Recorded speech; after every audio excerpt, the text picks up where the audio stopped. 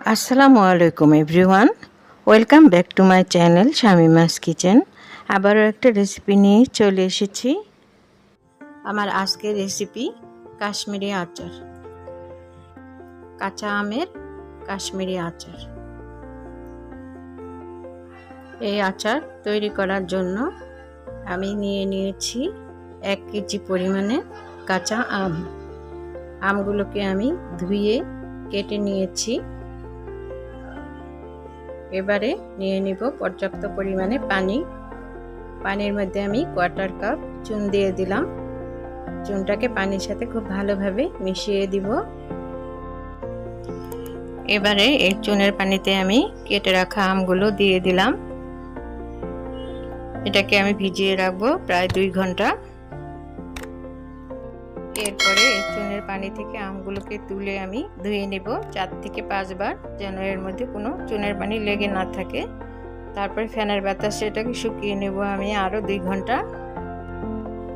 আমি এখানে আম নিয়েছি 1 কেজি, তাই চিনিও নিয়ে নিলাম 1 কেজি পরিমাণে। আম যতটুকু হবে চিনিও সেই পরিমাণেই দিতে হবে, আর পানি দিতে হবে চিনির অর্ধেক। পানি দিয়ে দিলাম 1/2 লিটার পরিমাণে। স্বাদ মতো লবণ, 2টো দারচিনি দিয়ে দিলাম। এবারে আমি আদাটা কেটে রেখেছিলাম, সে আদাটা দিয়ে দিলাম। এবারে আমি আমগুলো দিয়ে দিলাম।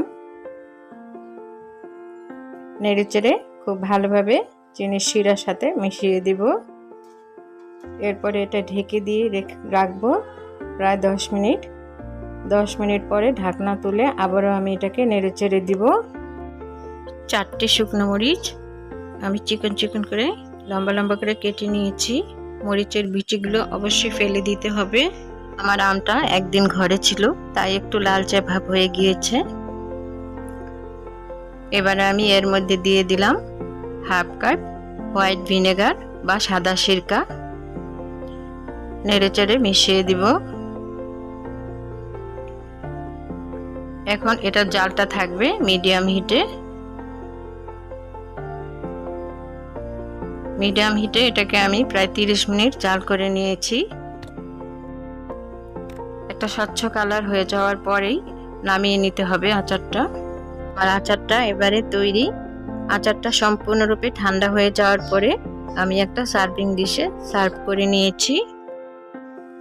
এয়ারটাইট কাচের বয়ামে আচারটাকে সংরক্ষণ করা যাবে প্রায় 1 বছর। রুম টেম্পারেচারে রেখেই এটাকে সংরক্ষণ করা যাবে। আজ এই পর্যন্তই।